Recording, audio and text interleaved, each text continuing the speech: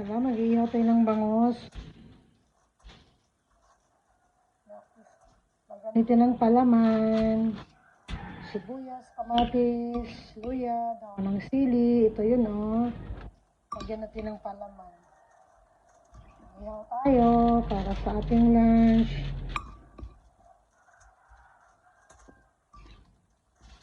Palaman na natin.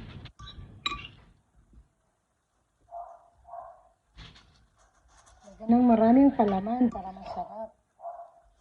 Ang ating inihaw na bangus. Sorry yung bangus na yung pakita ko. Masarap to. Mamaya, abangan ang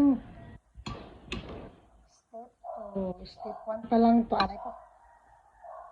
Step 1 pa lang to. Mamaya may step 2 pa. Ay, kamayin ko na nga. Naluto na natin, okay?